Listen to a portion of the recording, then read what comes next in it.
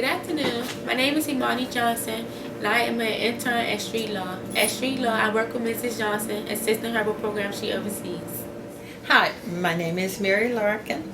I was raised in St. Louis, Missouri, and during the 60s, I was college age, a young adult, maybe a little older.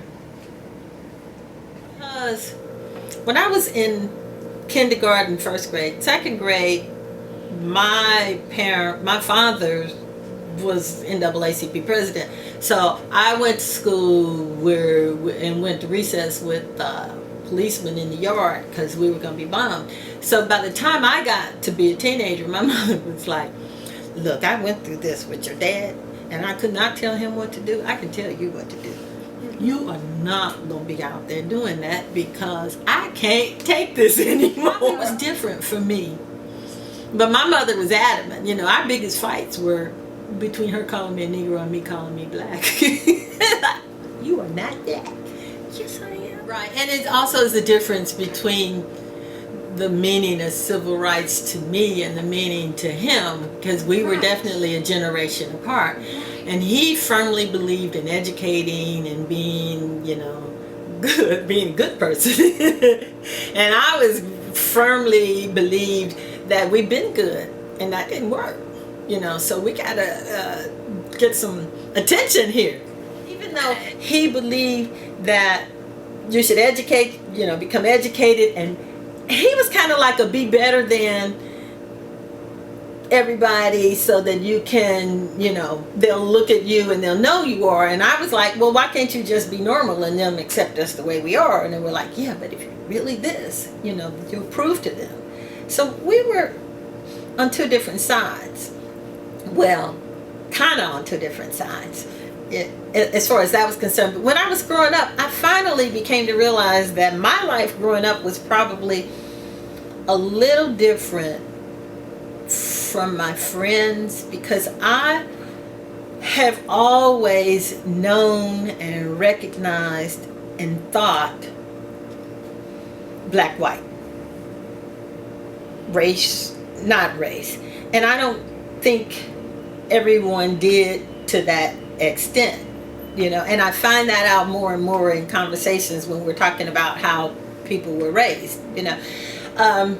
We were talking about, for instance, for us, Election Day was always a holiday, and that nobody ever went to school. We always got up at 5 in the morning. My mother fixed these meals to go because she always worked at the poll. My father worked doing campaigning stuff, and it was always such a big day for us. It's Election Day. It's a holiday. It was a real big day, and I don't think other people paid attention to Election Day. But even when I was grown, I never ever worked, even on my job, I never worked on an Election Day because I didn't think you were supposed to work on an Election Day, because Election Day was just a natural holiday. So it was things like that. Even as far as TV was concerned, I was taught different.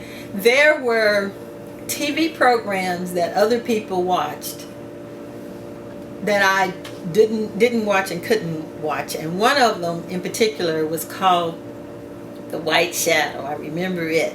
It was a program about a white basketball coach who had not adopted, but had taken in a little black child, and he was helping to raise him, and he was, doing everything. And my father was like, "Turn that off." It was like, well, why? It was a very popular program. It was like, let me tell you what, we take care of our own. You cannot depend on the white community to come and raise a child. That is not reality. When you see somebody out on the street who needs to be raising, it's black families who take them in. They've always taken them in. We've always fed them, and we feed our own. And stop. That TV program perpetrates the myth that white people take care of you. We take care of ourselves. So I just thought, well, nobody can watch this program. Their parents won't let them watch it. So I was just raised a little differently. But and part of it wasn't always good because up until I don't know how old, I really resented the NAACP because when my father went out to go do things, my mother would always say, "You're going to get killed." And so for me, the NAACP, not the people who were causing the problem, but I was little, 5, 6, talking about when I was raised. To me, the NAACP was the one who was jeopardizing his life. So it was years before I understood that it wasn't that. I also understood that it was the NAACP who caused the security.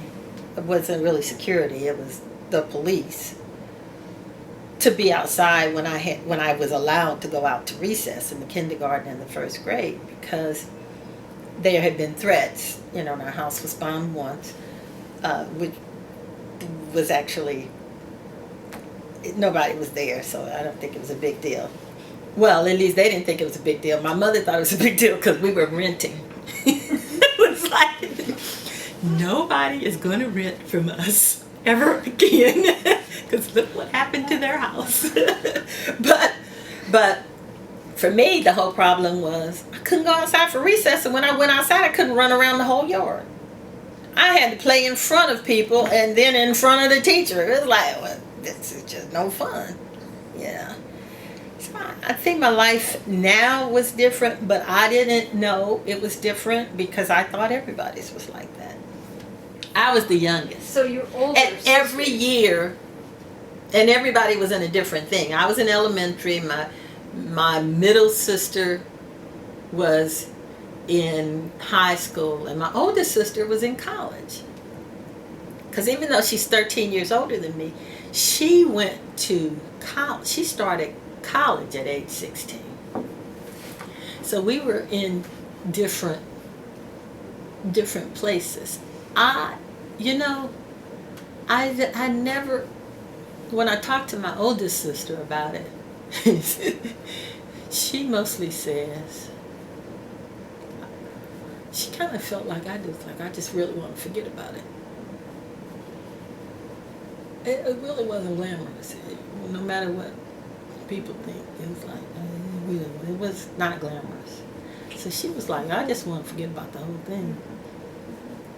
Nobody thought of my, maybe somebody did, but we didn't think of my father as being a hero.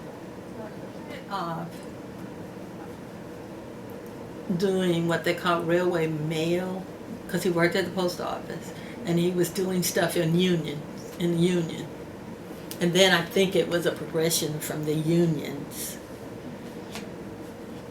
activists in the union, to the NAACP. But yeah, because St. Louis is a big union town, so I think it went from the union to the NAACP. But I'm not quite sure. I never asked that question.